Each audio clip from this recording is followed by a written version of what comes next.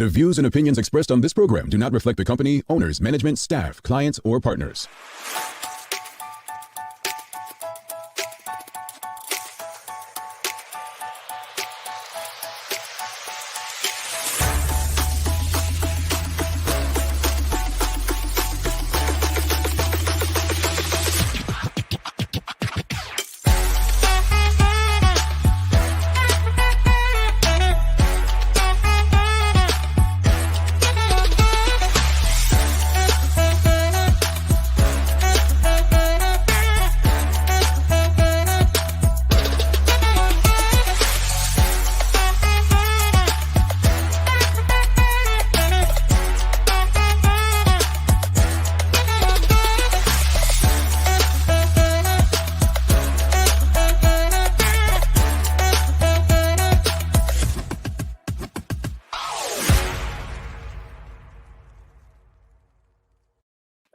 It's Thursday, the second day of September, 2021. Welcome to the Daily Hour, brought to you by Medical House One Communications and Lindos. I'm Jamel Hartman, along with the Mikaela and Leanna Lambert will be with us in a bit to bring you the latest in her news break. Final show of the week as we're gearing up for a long weekend. Are you ready for a rest, Mikaela? Oh, I'm so ready for a rest. I am looking forward to a slight sleep in tomorrow, and then even more of a sleep in on Saturday, Sunday, and Monday. All righty. Well, I'm right behind you. Good morning to everyone, and thanks for making us part of your daily routine. A good one to take you into the long weekend. We were going to have Dana Selassie on, but we're actually going to be speaking about the unions instead. We're going to be asking people, do unions still have a place? And it's going to be an interesting convo today as we head into what is Labor Day weekend.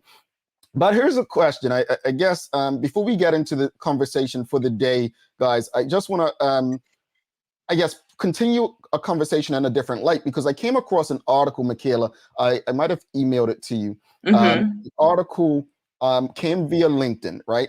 And it was basically that employees are taking a stand, right? Employees are taking a stand. They no longer care.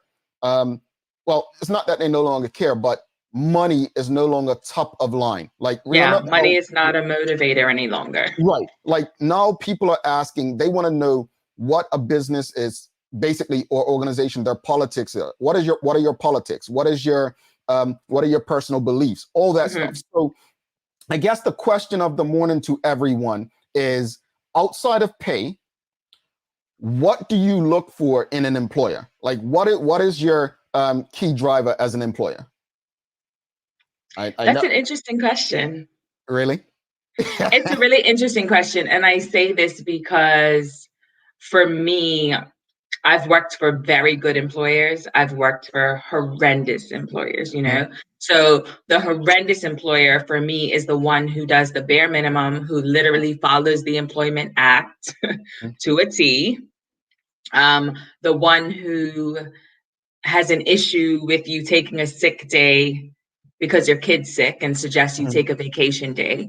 And these are things that have happened to me. So that's one end of the spectrum. The other end is the employer who shuts down over Christmas because holiday time with family is important to that employer. It's the employer who makes the work culture fun, who has, weekly happy hours, who, yes, they pay you well, but there's also good benefits. There's a gym, there's lunch every day. There's social functions on a quarterly basis for the entire company. It's a culture of, we expect you to work. However, we want to have fun too. We value you enough as an employee that we want you to have a really good time. Yeah, I hear you. I think that's definitely understood, Mikaela. I think after last year, when it was all about, you saw so many companies, for instance, after the George Floyd marches and so on, speaking about what are a company's politics. And I felt like it was just good PR or bad PR, whichever you want to say it. If we go back and ask, like, what has changed about these companies since then, I guarantee you many people would probably say, we're not sure. One thing they'd probably say, well, they have a diversity and inclusion position. That's a Black person. that's not necessarily improvement. It's really optics when you look at Not. it. It's Let's share some not. of the answers to the question. Outside of pay, what do you look for in an employer? Carla John, who is a HR expert, I call her. She's from the HR area. She says, I look for a history of fair treatment of employees. Well, Carla, question on that. How would you find out, their past? Like, how would you find out? Yeah. Is there a website? Because I know in the US, and I'm not sure if you're speaking about Canada specifically or Bermuda, but in the US, there are different websites like Glassdoor and so on where things happen like that. So let us know how you go about finding out their treatment of employees in the past. Linda Tucker says, respect, Mikaela. Yeah. I mean, that's pretty, for me, these things are standard. They're like the bare minimum. So like the bar is down here, right? I expect to be treated fairly. I expect to be respected. I look for way more than that. Like, for instance, I'm in this mastermind right now, and it's run by a white woman who lives in Nebraska. Random, I know. But I'm like, I know, because I always ensure that I invest in Black people, because that's just my thing, right? Because we don't have a fair advantage, et cetera, et cetera. So, however, this mastermind is created by this white woman, but the whole thing is focused on equity. It's focused on equality, diversity. So, for instance, the guest experts that come in monthly, there's an Indigenous woman. There are Black women who come in. There are Latinx people who come in. So, and there are it's all women. But the whole point of it is, she's like, I can't sit here as a white woman and be like, okay, let me hire a Black woman to teach my students about XYZ. No, if I'm talking about diversity and equality, we've got to talk about equity. We've got to talk about giving. We've got to talk about trying to be on a level playing field. So all of that for me was like, wow, because I hadn't actually approached it like that. And I know it's not a job, but if I were looking for a job, I'd be looking for these things. Interesting. Yeah. And again, I mean, I think one of the things is not just what we're looking for, but why are we looking for these things? Again, pay can only do so much. I had a colleague recently who's basically their spouse doubled their salary at a new job. Within 2 months, he's left the job. And the reason he left is because while the pay was double, the treatment of employees was just something that didn't align with his values. And so he left and took basically the cut that he would probably was on at his former job. Let's go back to the audience. Terry Too Cool says, culture, I literally need an environment that changes me and supports my interests outside. Culture is important. I can honestly say I have worked in, how they say one of the hardest things to prove, in my opinion, is racism in the workplace, because there's so many ways that companies get around it. And an organization I worked for is they would happily put a Black face in a position to basically act as if we're not racist. We have a Black such and such, or we have Black employees. And this was one of the most racist organizations I had ever worked for. And I just couldn't believe how they pulled the wool over people's eyes, because they actually put Black faces in certain spaces. And so when you speak about cultural, I definitely agree. It's all about the alignment and feeling like, you know what, it aligns with me. Anything I do right now has to align. I'm talking sponsors, everything. Go ahead, Kales. No, I agree with you on that. I think that there are people who will flat out say, I'm not racist. However, you have a bias. You have a bias because you won't talk to the woman, you'll talk to the man instead. Or you prefer not to talk to the Black person, you want to talk to the white person. You know what I mean? Or when there are two people who are in the same position, maybe they're both managers, one's Black, one's white, and people, clients, or stakeholders prefer to deal with the white person than the Black person, and make that known. But of course it's, oh, we're not racist. Come on. I can't be.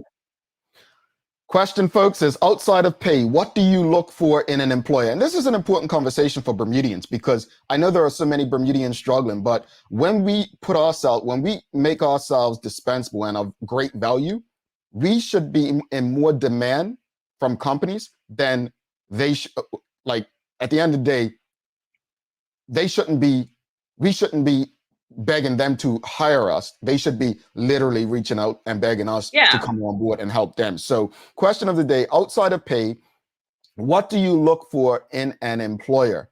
Angeline Butler says fairness, integrity, benefits, loyalty to a fault to their staff. Interesting. Terry also says a supportive team, one that encourages growth and development. Carla John says, I speak, this goes back to what she said earlier, folks. So earlier, Carla John said that she looks for a history of fair treatment of employees. And I asked her just to explain how she would go about that. She said, I try to speak with someone who works there when I apply. Also check out employee engagement surveys to see the results. Okay, good. I know, again, in the US, I know something that people do is they actually go to different websites. You've got Glassdoor, you've got Indeed, and just read different reviews. Now, let's be honest, reviews, sometimes you have to take them with a grain of salt because it could be just a bad employee or worker that didn't, meet their obligations, right? But yeah, there's help because if it's a consensus amongst a majority, you might probably say, maybe this isn't the place for me. Yeah, I mean, I just feel like the answers that have come in are basic things. Like I just feel like they're things that you should have I just feel like they're like the bare minimum. So, maybe in Bermuda, we're just conditioned to just kind of accept the bare minimum. I don't know. But like for me, I want to be compensated well. I also want to travel. I also want, excellent benefits. I want you to pay for me to go to the gym. Like I want you to pay for my lunch every day, like have an espresso machine. You know what I mean? So it's like, yes, fairness, yes, loyalty, yes, respect. But like, come on, people, what else? There's so much more that we can have. And I say this, having been employed at companies where I've had these things and it's been like, this is what it should be. This is how you should be treating me. And this is how I, as an employee, stay loyal. Yeah, I think, and this is a totally different convo. Don't want to get off track, but I think it really takes me back to like the whole minimum wage or what's it called? Not minimum wage. They call it, there's another thing they're doing in livable wage. Livable wage. Yeah, living wage and minimum wage. It takes me to that because I've already said I'm against those because at the end of the day, it just gives companies, employers the opportunity to do the bare minimum according to the law, right? And I think that's what happens with benefits sometimes. Like when companies know that this is the bare minimum and that that's all they can give, and we're living in a place where people need jobs, they tend to treat people any way they want. And so it's a rarity to be in those spaces where you're getting meals or they're taking care of your gym memberships and so on. At the end of the day, there are companies, folks, that exist that give you much more than the bare minimum. You just have to seek them out. And to get to those spaces, if it is you looking for employment rather than growing your own thing in a space of entrepreneurship, then you have to do your research. You have to do your research. Absolutely. Go ahead. James Burt says, outside of pay, I look at what level of value does the business provide in the community. Also the happiness and drive of the whole team. Now, this is important here now, because there are certain companies that literally, now, see, you might disagree with me, audience, on this. There are companies that, do very little for their employees, but actually are out in the community acting like we're the saviors for our community, right? So I'm a bit iffy on this here because to me, I think the greatest thing a company can do for a community, and I said this recently regarding, the self-checkout cashiers, the greatest thing a company can do as a service to their community is create employment opportunities, not charity, folks. I think, again, Craig Kennener said it last year, and I always quote him wrong, but he said something to the effect that we don't need more charity. We need to be creating more opportunities, something to that narrative. When you create opportunities for people to succeed, they don't need to be dependent on charity and government and so on. So I'm not sure if that's what James Birch meant, but because to me, his part of, provide people in what does a business value do they provide people in the community? Again, what kind of business is it? Yeah. Right? What kind of business is it? Go ahead. Sorry, Gail. No, absolutely. And that goes back to the old, teacher, give a man a fish, you give him one meal, teach him how to fish. He can eat every day for the rest of his life. It's the same thing. It's like, sure, we can help charities or we can create opportunities. And this is what I keep saying, like, when we talk about politics and whatever, like being a politician, you're not going to change the world. When you decide to create wealth and disperse that wealth in your community and create opportunities as a result of said wealth, that's when you create change. Indeed. Indeed. Absolutely. Esther K. Harvey says turnover rate of staff can show a big clue about a business. Absolutely. If the turnover is high, folks, don't think you can go in there and save the day. Trust me. Trust me.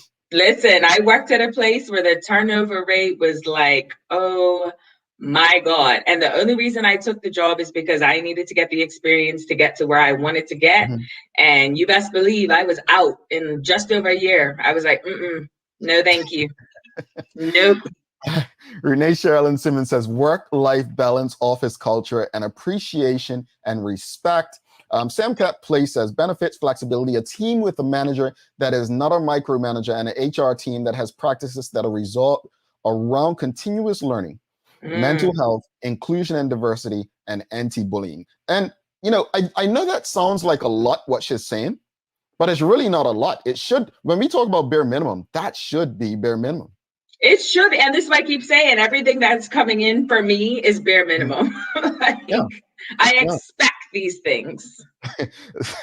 Terry says, yes, coffee is key. Good coffee, not Keurig, Nespresso, baby. Michaela's got standards, folks. I also love employee discount. Listen, that's a good one too. I mean, that's only right? Terry says, I do also love having access to a gym on site, not having to go off site. These are simple things, honestly. They're not as great. It is, and this is the thing, and I have talked about this with friends and whatnot. I didn't realize these things were a thing until I started working for America's Cup, because I work for newspapers. Newspapers are notoriously poor. Like, it is what it is. I started working for America's Cup. There was a gym on site, lunch every day, espresso, weekly happy hours, just all the things, all the things. And I was like, this is how you create. I mean, obviously there were issues. I'm not going to sit here and say it was the perfect employer or anything, because it wasn't. But I felt valued every single day that I came to work. Every single day when I came in, and I knew that, if I didn't eat breakfast, they got that for me. I don't have to bring lunch. I don't have to bring no coffee. I can bring my workout clothes, do my workout. You know what I mean? All of that. And also with being respected, being treated fairly, being well compensated, being shut down over Christmas, all of these other things. So it's like the bare minimum, yes, but I feel like we should want more. Yeah. And that's the thing. I think sometimes people only know what they know. They don't know that they should be asking for more or negotiating for more. And there are people on social media nowadays that you can actually get assistance with as to what you should be asking for, like to determine your value. Carla John, in my interview for my current job, I asked the entire panel how they would support me for the first 6 months if I accepted the position. I like that. Coming from That's HR person, that is good. Mark Arthur C. Phillips says, in the past, I was so desperate that I just took the job that hired me. My present job was the first job that I did my research before the interview. And I think a lot of people in that position, people looking for positions, looking for jobs, and they end up taking the first job because they need pay. And that's why, again, the article we're referencing, and I guess we should share it on our Facebook. After, the article we're referencing coming from LinkedIn is basically there's been a shift. 70, I think it was 70% of Americans are now, don't quote me on the percentages, folks, I may have them wrong, but a large majority of Americans are now no longer looking at pay. They're looking about, they want to know the social and politics of a company before they accept these positions. James Birch said, go ahead, Kels. No, I was just agreeing with you. Okay, James Birch says, a lot of these things we are looking for outside of pay, you really find out after working there for a bit. This is true, but that's why I asked Carla John earlier, James, to explain, like, how would she find out before working there? And she explained, speaking to people who've worked there already and so on. We have to bring Leanna in, see what Lee is saying. Lee, good morning, sister. How are you? Good morning, guys. How are we this morning? We are well. Yes. We love this conversation. What do you need, Lee? What do you need? Well, you guys had stated it for me earlier. It's work culture. I mean, money is great, but mental health is real. I remember working in two different environments where I actually end up quitting the job because I was like, my sanity is more important than the pay, the compensation, any of that, even the accolades of, having the title, because I know that a lot of people are obsessed with that these days. So, but for me, it has to be a great work culture. I have to feel appreciated and valued for what I bring to the table. If not, it's just not going to be for me. I enjoy a good work culture, work environment, people able to get along. That's important to me. Lee, you there? I'm here. Lee's here. Oh, it was my Wi-Fi then. Sorry. Oh, I was like, what happened, Jamel? No, I agree with you. And cheeky comment. Hopefully, you both enjoy the culture we have here. So let's go to the news. We're still here, aren't we? It's only been 3 months now. Look ahead of yourself. You know what I'm saying? What did James just say in the comments? Yeah, James, keep that out of here. We got something good going here. So we're gonna go to the news break with Leanna. After that, we'll be back. Another important conversation, folks. Do unions still have a place in? Do they still have a place? We're going to have that conversation after Leanna's news break, and I'm sure many people have opinions on that. Do unions still have a place? Get your comments together, and we're going to have that conversation right after Leanna brings you the latest in her news break. Over to you, Lee.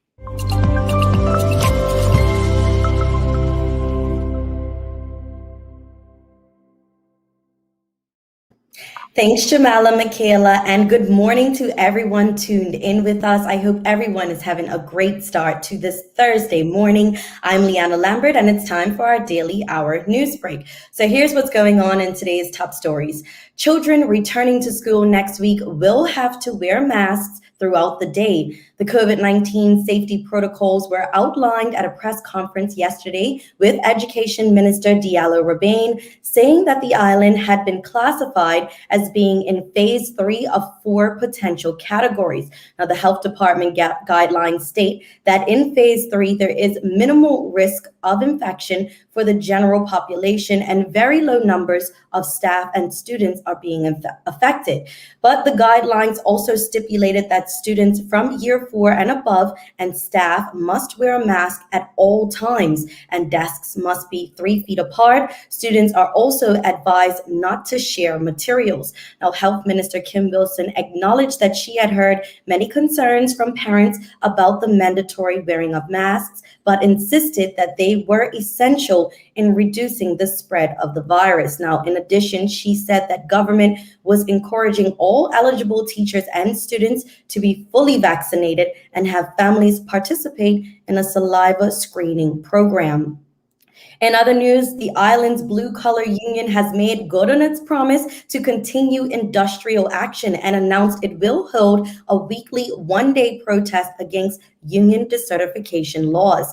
In a statement released yesterday morning, the Bermuda Industrial Union officials say that the protest will start from next Monday, September 13th. Now, the action was approved following a meeting of members at BIU headquarters on Union Square yesterday afternoon. The move follows 2 days of protests on Monday and Tuesday, which saw some services disrupted as unionized workers walked off the job. The BIU has maintained that the action is not a strike and that under the Constitution, anyone has a right to protest.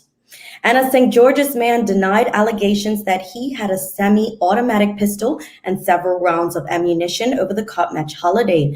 30-year-old Jaron Roberts pleaded not guilty to 4 charges in the Supreme Court yesterday morning, including possession of a Kel-Tec .380 auto, .380 firearm on July 31st this year. He also denied charges of possession of 3 rounds of 9mm ammunition without a license, possession of a firearm in a public place, and violently resisting arrest on the same date. Now, the incident was alleged to have happened on Wellington Slip Road in St. George's during the Somerset Cricket Club's celebratory motorcade. Puny Judge Charles Ada Simmons remanded Mr. Roberts into custody, with the matter expected to return to the Supreme Court later this month.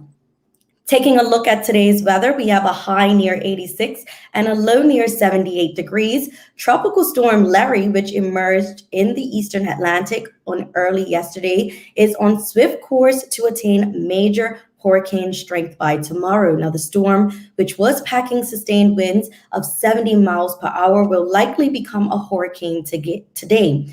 Forecasts show Larry is building to a Category 3 strength and hooking a northwesterly course as the storm moves around a subtropical ridge in the coming days. Now, the leftovers from Tropical Storm Kate were no longer considered a threat to the island. That's all for our daily hour news break, but I hope everyone has a great, safe, and enjoyable Labor Day holiday weekend. Let's head back to Jamel and Mikaela in the studio for today's Daily Focus. Alrighty, thanks so much for that, Lee. Appreciate you. And I think this is, no, we had cut match. I was just going to say this is the longest we're going to be apart. And I was actually going to miss you guys, but I'm not. So see you. It's so rude, right? Like, so rude. Actually, let me message Lee. Maybe we can do something this weekend and send pictures to Jamel. Yeah. Oh, wow. And Sherry too? And Sherry's here too. Let me message the good sis Sherry. Oh, really? Okay. I think it's going to be a girl affair this weekend. Sorry, Jamel, not invited. Yeah, I remember calling it. Such a hater. Why is he like this? I'm sorry. It just slipped out. It slipped out. But Lee, make sure you have a great, safe weekend. No cricket this weekend, so please get some rest. And it's the unofficial end to summer, right? That's what they call it. Right? It's over, and I'm excited about it, honestly. Let this summer end. It has been a long one. Well, listen, I just want the cool weather to come in because sis is done. Just segue it right in. Bring it in. Give me some sweatpants. Have a great one, and we'll see you on Tuesday, Lee. See you guys later. Have a good weekend. All right, Leanna Lambert always bringing the smiles in the news break. We are discussing the unions. Do unions still have a place? When we come back, do not go anywhere. Mikaela, be nice. It's always me. Like, geez, I'm wonderful. Stick with us. Don't go anywhere, folks. It's going to get interesting. Mom's celebrating her 70th birthday next month. Have you noticed her age is catching up with her? Yeah. Plus, she's having a hard time getting up and around like she's used to. I would sure hate to see her fall. At Medical House Limited, we can help make life situations easier. We have electric beds, motorized scooters, bath stools, walkers, you name it. Mom's been real good to us. We'll get her birthday and Christmas gifts from Medical House.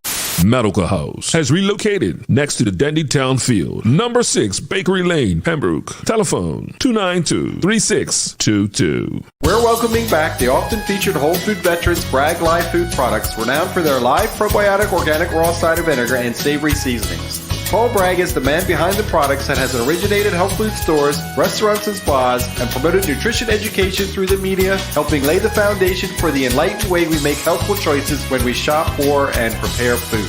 This month we're featuring Bragg Organic Raw and Unfiltered Apple Cider Vinegar and Organic Extra Virgin Olive Oil. Lindo's, why go anyplace else? All right, welcome back to the big show. She's Mikaela and I'm Jamel Hartman. It's the Daily Hour brought to you by Medical House, One Communications, and Lindo's. And as stated, we are going to have a discussion about labor unions at this point. With Labor Day coming up, obviously there's some labor issues going on in Bermuda right now. So the question is pretty much, do unions still have a place? Do you believe that unions still have a place in Bermuda? Mikaela, do you want to go first, or should we go to the audience? Let's go to the audience first. I have many opinions on this stuff. What? many opinions. Okay, we're going to go to the audience. Question is, do unions still have a place in 2021? And folks, as Carla John says here, this is very important reminder. Some of us can't publicly say anything negative about unions, and totally understood. But do unions still have a place? If you're comfortable responding and engaging in this, this is an important conversation, in my opinion, because of all that's going on. And one of the reasons I feel like it's important is because, a lot of people are inconvenienced when unions decide to take action. And many of the people inconvenienced probably don't understand that, as we discussed in the first part of the show, some of the benefits that we enjoy came from the inconvenience that you experienced today. Yeah. Right? So that's the question for today. Do unions still have a place in 2021? And let's go. Anika D. Shields says, I think that unions are still useful and needed. We have many benefits as a result of unions. This is the thing, right? Because people are always talking about what the unions did. And, back in the day, I'm not trying to be rude, obviously, or disrespectful, but back in the day, people didn't have sick pay. Back in the day, there was no holiday pay, etc. Those things have been enacted for longer than I've been alive, right? So when people keep talking about, oh, we should have a union because we enjoy the benefits, the government is not going to take those benefits away. The government in 2021 is not going to say, okay, the union is no longer relevant. The union is going to disperse, so you can't have maternity pay anymore. They're not going to say you can't have vacation anymore or sick pay anymore. So when we talk about that, I just feel like that is not a justification to have a union, because those are now laws. Yes, people fought for them, and I appreciate and respect that fight, because obviously we all are benefiting from that currently today. But just because that happened, that's not an argument to me as to why they should still exist. And I hear what you're saying. When people say that, you're saying that stop acting like if the unions go away, the government's just going to revert and change stuff. I hear that. But I think it's more or less the things that are still there to be fought for. Without the unions, are these things, is the government going to make it happen? And I think that's where I'm more on the side of that. I agree with what you said, but I'm more thinking like, there are so many other things that we can still be fighting for. If the unions do go away, does that? I mean, see, I would need examples, because I've been working full time since 2007. I have never needed the union for anything ever. I've needed them. I've needed them because one of my previous employers pretty much they did some stuff, and I can honestly be grateful and thankful for Ed Ball, because he actually, from my experience working with him, was really gung-ho, and the government did nothing, including the president of the union at that time, the BPSU, Jason Hayward. They did nothing. Ed Ball is a fighter, right? So I do see use for them, because some employers are just horribly bad, and they will look for every loophole. This doesn't matter how good you are. It's all about, like whistleblowers, they deserve protection from, for instance. And I think unions play a role in that. Elizabeth Arau says unions definitely still have a place and are needed. However, some of them need new leaders. I mean, the leadership. Yeah. I mean, to your point, Jamal, the response then would be, couldn't you just get a lawyer? Yeah, but that said, not everyone can afford a lawyer, Mikaela. So unions save the cost of a lawyer. And I'm glad you said that, because I pay legal bills, still paying legal bills. A union saves the individuals from having to go that route. James Burt says, groups of people organizing to promote and stand up for their interests are necessary as far as I can see. He said groups of individuals, not necessarily unions. Mark Arthur That's interesting. Yep. Mark Arthur C. Phillips says, yes, one thing that gets lost in all the information is one of the major assets of a union is that they keep management accountable. That is extremely important. I mean, here's what I'll say. There are a lot of good companies, that have a lot of happy employees. And these employees never seek to be unionized. Yeah. The secret is there, folks. If you want to avoid the union, if you don't like the union, just treat your people very well. Yeah, this is the thing. Like, I worked at a company where there was a vote, union or not, and the end result was no. And again, I've been working since 2007, and I've never seen the need for a union personally. I think that, again, and it goes back to workplace culture and all of these things. I just personally have never seen the need for it. And I think for me, maybe I have a bit of a bias, having, when I was a reporter, covered the strikes and the protests and the union meetings and all of that. It just, in my experience, in my opinion, everything that has come from the unions that I have seen from when I was a reporter is just so aggressive. It's been so negative almost. And I just feel that, again, this is my experience, in my opinion. I just feel as though every time there is a strike, a protest, etc., I and many people as members of the public who are looking on are it's never explained and articulated in a way where I understand why you're doing this and why you're disrupting everything.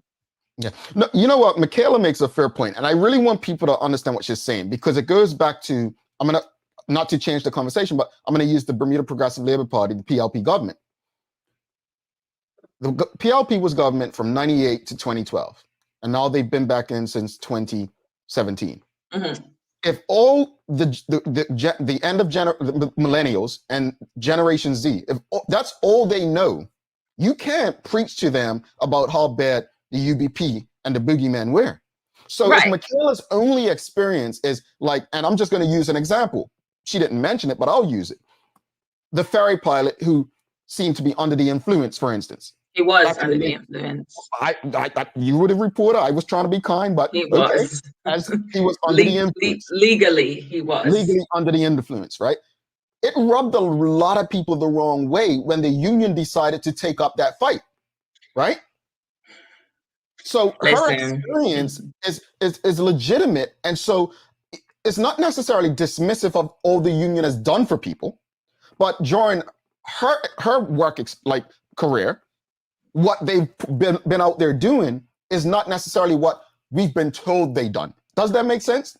It does make sense. And that case that you brought up, I remember that, and it infuriated me because it's like, you cannot, as a union, in my opinion, back someone who has been fired for gross misconduct. When you are driving a ferry under the influence of something and you are legally over the limit, and the union is sitting here backing this person and you're downing tools and whatever, miss me with that. I cannot with that. It is absolutely ridiculous. And the thousands and thousands and thousands of people that are being impacted because you decide, you as the head of the union or whoever makes the decision, decides, oh, we're going to support this person. And if they're not reinstated, we're not going to work. I'm sorry. No. Yeah. Let's go to comments. Michelle White says, as long as there are inequities and employers who don't do the right thing, unions will be needed to speak for those who can't and who won't speak for themselves. Yes, we all benefit at the end. James Burt says, laws and protections can always be chipped away. Anika D. Shields, Mikaela. Maybe worth having some new life within the union. Yeah. I think that's kind of the thing. I think a lot of it has to do with the perception. Like we talked about, perception is reality. And if you have someone like Chris Ferber, he's been the president of the union for a very long time. And unfortunately, his message can be distorted a bit because of how it's delivered. Yeah. Erna Enos says, labor unions should have a place with the way the world is moving so selfish. It's not the government we need protection against employers. I think we need protection from both. Yeah. Yeah, but that's it. Go ahead. Says, I feel mixed about it purely because it seems as though things that persons who are working for a company that are part of a union still are not getting their right due. Go ahead, Mikaela, sorry. No, I was going to talk about James Birch's comment. Like in 2021, a government, it's fine to say a government can chip away at the laws. A government in 2021 and going forward is not going to say, we're going to reduce maternity leave to 2 weeks. They're not going to do that because of the backlash. They're not going to they're not going to change the Employment Act and say, you can't have these things that you previously enjoyed as a result of the unions. I will lead the protest. Like, I'm not in a union and I will lead, you know what I mean? So it's like, yes, the union fought for these things and I am beyond grateful for the men and women who stood firm for these things. However, the union, if the union were to, you know, not exist any longer, these benefits we would still enjoy. Indeed, indeed. Dawn Ferbert says, my previous employer expected me to use my vehicle for work, but didn't want to reimburse me for gas. So is that something you take to the union, Dawn Ferbert? Or was that part of your collective bargaining agreement, I think it's called? No, Nicole Walker says, sometimes the union is the only advocate for employees. And I just want to repeat that because, again, you know, some people may be thinking what Mikaela said earlier, right? Maybe saying, oh, you know, I'll just get a lawyer. And honestly, if you can, get one. But that's one of the things where I would say with the right leadership, a union will definitely save you those legal costs. Manuela John says, there may be some situations that we may think the unions have overdone, but there are everyday things to be dealt with that do not make the news. And this is an important point because years ago, I remember, he's no longer with us, Louis Sumner. He was a big guy at the union, very much there daily. And he actually said to me, he said, the biggest thing that gets me is the only thing people know about what happens in unions, it's when it's on the news. They're like, they're literally, from him, was something almost daily. Like, for instance, man, when Ed Ball was helping me in my situation, that wasn't in the news, right? Of course. So there are a lot of situations that they do work with employers, and they never actually make the news. So we are distracted, and let's be honest, not distracted, but a lot of our opinions are developed based on what we know, right? Yeah. And so, to be honest, that could fall on the union for not being more, I mean, maybe they should be the ones sharing. Hey, you know, I know they have a thing that the worker's voice that the late Laverne Ferbert used to write in. Maybe they can say, you know, here's what we've been working on. Proud to say that we were able to achieve this for such and such at A and BC and Company. That may help. I mean, the thing is, like I keep saying, perception is reality. That's just how it is. If I perceive that you're doing nothing but causing disruptions and striking and standing up for workers who've been fired for gross misconduct, et cetera, then that's what I believe. You know, that becomes the reality for me. So if the union is only going to communicate when these sort of things come up, or the communication is not effective, you cannot blame the public for the way that they think about it, because you, the union, are in charge of your narrative. Yeah. And again, one of the things I learned in media, and I'm sure Mikaela knows this, is when dealing with when you're working in certain spaces, you always have to be one step ahead of the media, right? To control your narrative. So that comes down to what? PR, good PR. Absolutely. Yeah, good PR. So it is up to them to control their narrative. James Burt says the overall conversation in the community determines or changes what is considered treating people very well. Absolutely, James. Perspective, right? Shayna Smith says, I think the unions still have usefulness. However, I think it's time to usher in new leadership and look for new strategies on how to fight and organize. Some of the things they have fought for and down tools for have left many of us scratching our heads. And I think that goes back to Mikaela's point. I think there's a consensus building here, though. There's a consensus building here that it seems like people obviously believe that unions still have a place. But I also believe people feel like it's time to refresh. It's time to get some new, blood in there.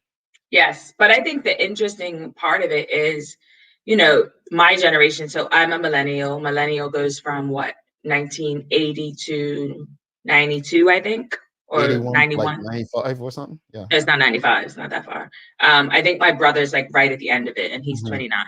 So I think it's interesting to me because I feel like a lot of people in my generation are just like, eh.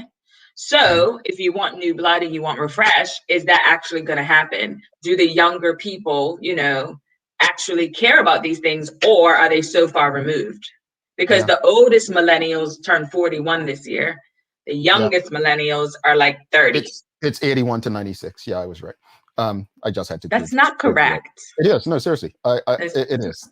It is. Go Google it right now. Millennials is, and I. It is. It's. I had to prove to it, folks. You know, this is a sibling scrap here. Millennials are 81 to 95, 96. Some people say 97, but yeah. So yeah. You can get in our sibling scrap if you want. Blah blah blah. I'm taking a one-up on her. Yeah, let her look. I just want to say.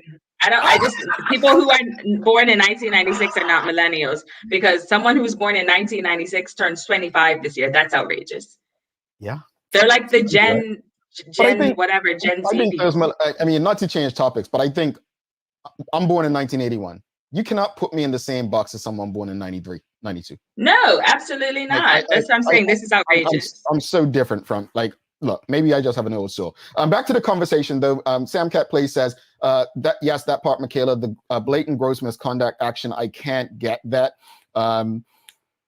Charles H. Jeffers II, he's CEO of the BTA, says, I often wonder if people have more of a problem with the name union. Trade associations prevalent in the U.S. do some of the same things and more and are viewed differently. Interesting. That is very interesting. I feel like my negative viewpoint on the union stems from me having to cover union events and just always leaving with such a bad taste in my mouth. Mm-hmm. I think that's what it is. And again, I think that has to do with the messenger. Mm-hmm. Because when I used to deal with like the BPSU, and I used to deal with like Armel Thomas and Ed Ball and Kevin Grant, right? Yes, Kevin Grant. Yep. Right. It was just a bit different. It was a bit different than when I would deal with the BIU. I just always felt like the BIU, it was just so like, just aggressive all the time. And that just didn't really work well for me. No, I hear you. Karen, Terry K says, but to be honest, the union absolutely needs to incorporate the younger generation to bridge the gap between those that fought and those of us who have benefited and those who, and I'm going to add to that, Terry, and those of us who are fighting. Karen Simmons says, new union leadership is necessary, but who is willing to step up and take on these positions? Would you take on a union leadership position, Mikaela? No. You serious? Okay. No, I have no poker face and I speak my mind 24/7. So no. Okay, Donald Trump. You did not just compare me to that Cheeto maniac. Come on. Come on. Michael Daniels says, if I was a union leader, I would be concerned about market share. Dawn Furbett says, some employers take advantage of staff. Unions are still needed. I mean, and let's just go to Michelle White before we come back in. If union leadership stands up for workers, no matter what they have done, they won't ever earn the respect of businesses, right? Or those not walking behind the flag. Fairness applies to the union, also not a militant approach. It's not what you say, but how you say it. That's a really good point. And I think that is the perception that the union will always support the worker regardless. And we saw that with the ferry thing. And people don't forget. So, I mean, again, that's the public perception. But how do we know that there are things that don't make the news where someone comes to them? Of course.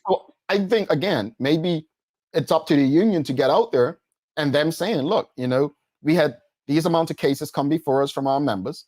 And unfortunately, it did not make sense to stand up, because I remember working in the union building, people actually leaving mad because they felt the union wouldn't fight for them. And there was some cases where it could have been a person that stole from a job and got caught, and they felt the union should save their job, right? It could have been a bartender that was given free drinks and that they got caught, and they're not supposed to do that. Like, is the union supposed to stand up for that? And if they don't, they're labeled bad by people. I don't know. But at the end of the day, do unions still have a place in 2021? I'm going to share my perspective from both sides, Mikaela. One, if a company isn't unionized, I think there's lessons in that. One, they probably treat their staff very well to the point that they don't even consider it. Mind you, you have some evil situations where some companies will set it up where people will vote against it. Right? But as far as unions go, I believe they have a serious role to play. And I'm not talking about what they done. What that's the past. Mm-hmm. I'm speaking about what there still is to be done. And I think Okay. the next big issue that they need to be having a conversation about, which I don't feel like the union is as much involved in, I could be wrong, but the livable and minimum wage conversation.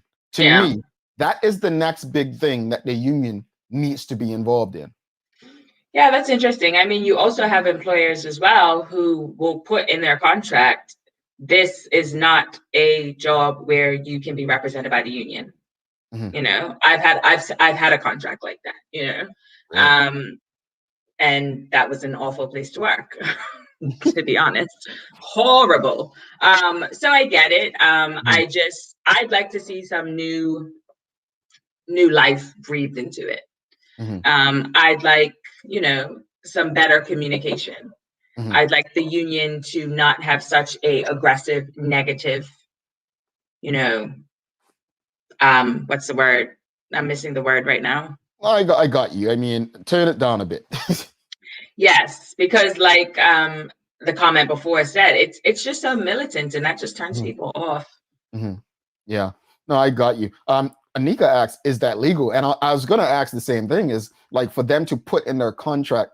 That, Listen, that there was a sounds lot about that place. interesting. So Michelle, yeah. let's wrap it up. Michelle White says, I've worked in a union environment and terminated persons. Our rep spoke to us for the full story, and the rep spoke to the employees in question. I assume that staff was read the Riot Act and the termination stood, but that never made the news like the ferry situation. We had a good relationship with a fair union rep, and although not always harmonious, it was respectful. Terry K says, it feels like the union or state of the union doesn't feel progressive, because I agree, Jamel. They should be fighting for a living wage. I mean, that's a labor issue, right? Correct. I think so. It falls within workers' rights. So I would like to see them more in those conversations. And I think they'll get the love that the union probably hasn't been getting. We're going to take a quick break, folks. We're going to talk about this upcoming weekend, and we have a daily play that we are going to trick Mikaela up on. Yeah. Hey, you know what? You know what? What? I'm having an anniversary this weekend, right? And I think we've been married 5 years already. Can you believe somebody It kept me around that long? has. I Yeah, can't believe somebody picked you and stayed yeah, with you for 5 years. She 5 years. deserves like everything. Yeah, we're gonna take a quick break, and then we'll you all better congratulate me on able to keep a woman around that long. Anyway, I'm we'll be saying. right there. Stick with us.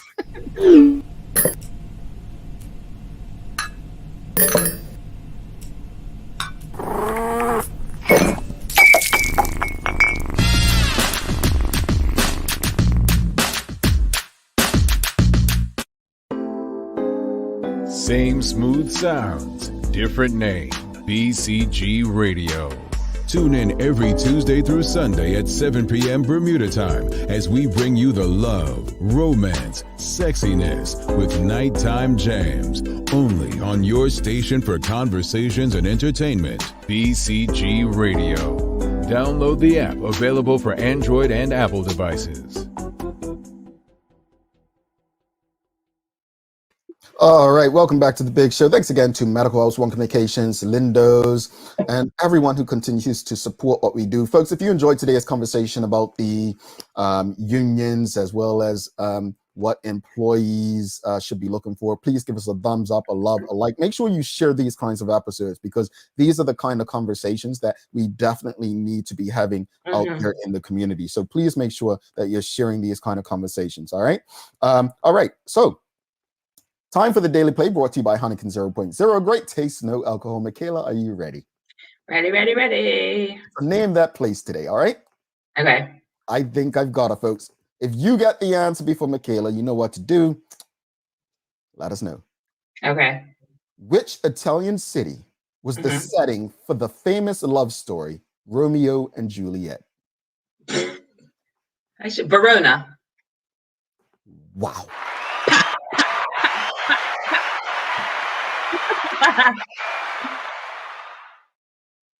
You thought you got me. I know geography, boo. And when it comes to Italy, Love me a little Italy.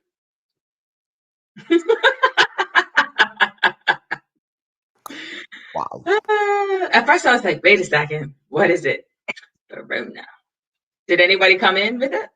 Someone said Venice. No one said Verona. It's not Venice, no. It's Verona, yeah. So the wow. The Italian city, which was the setting for the famous love story Romeo and Juliet, was Verona. All right. So speaking of love stories, yeah. So I 5 years already. When? Saturday or tomorrow? Oh dear Lord. What's today's date? No, I thought today was the third. No, it's the fourth, so it's Saturday. Don't do that to me, cheat. I have to go outside after this show. Yeah, September 4th. So it's Saturday.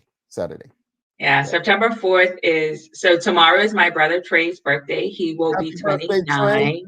Yes, and then Saturday is, I will be celebrating my father's life on Saturday. It'll be 1 year, my biological father, 1 year since he passed on Saturday. So I'm keeping myself busy and occupied, but I'll be good. I'll be celebrating his life. Love to you. Yeah. Definitely. And no, I say this with the most love possible. Please make sure that you do everything possible to enjoy it and celebrate as much good as you had together. Yes, and I hope you have something wonderful planned for Nikki because she deserves it. I'm just saying, if you don't, then you should probably sort that out. And, if you need some ideas, you should let me know like now so I can help you. Yeah. Thank you. Okay. I hope she's watching. Yeah. We're doing something special for our 5th anniversary. Yeah, absolutely. I'll tell you all about it next Tuesday. Folks, do not forget, there's no show tomorrow. There is no show tomorrow. But stick with us on social media over the weekend. We'll be celebrating love. We'll be celebrating life. We'll be celebrating the workers as it is Labor Day. I think it would be a disservice for us to have a weekend that is pretty much a holiday weekend because of workers and not recognize them. So stick with us. Make sure you follow us on social media, on Twitter, Facebook, Instagram, and also make sure you subscribe to YouTube. Stay connected as much as possible. I didn't get to ask Leanna what she's doing, but I was excited to hear that she's happy summer's over. And she's going to get to relax because Leanna has worked her butt off. She has. She has been going, folks. And so, trying to get her to take a day off is hard too, folks. Like, seriously. We had to fight with her to take her birthday off. So, it's a pleasure. 3 months. Rest is essential. Yeah, 3 months in with you and her. It's definitely been one of the best times. And we speak about employers and employees and what we look for. And we're really happy about the environment that we have, the culture that we're building. So thank you to you guys. And we have a while to go. We're not talking months, we're talking years as we keep building and developing relationships. So on that note, yes, thank you to all in the audience for the anniversary shouts. Yeah. So I've got some work to do. I have to go and do some work. And what did I do, Sherry? Why are you screaming at me? What did I do? Just screaming at you because you couldn't say the date right off the top of your head. No, I knew the date. I didn't know if today was the 2nd or 3rd. That's what it was. I see. Today is the 2nd of September. Yes, that's what it was. Okay. Thank you, Sherry. Gee, you all don't help me. You're making it worse. But Chaos, any final thoughts on today's show before we head out? I just would like daily inspiration. Yes, I got that. So I would just like people who choose to be employees to, not accept, but like want more than the bare minimum. Like want more than the bare minimum, because we can't be setting this bar so low that like people can just jump over it. No, like we got to ask for more because more is available, but you don't know unless you ask. All they can say is no. And that's what my Nana taught me. And that's what I live by. Agreed. Any daily inspiration for us? Sure do. I saw this at the gym yesterday and I was like, ooh, all right, ready? In life, you have three choices: give up, give in, or give it your all. I love that one. I love Yeah. that one. And what a way to take us into the weekend. Thanks again to our partners, Medical House, One Communications, and Linders, for ensuring that we're able to do this with you on a daily basis. As always, we appreciate you, we love you, and we thank you for making us part of your daily routine. If all goes well, we'll be back to do this again with you next week. All right? Yeah. Next week. Don't wake up early looking for us this morning, tomorrow morning. We told you. All right? She's Mikaela and I'm Jamel Hartman. Have a great weekend. Be safe. Enjoy. See you back here on Tuesday.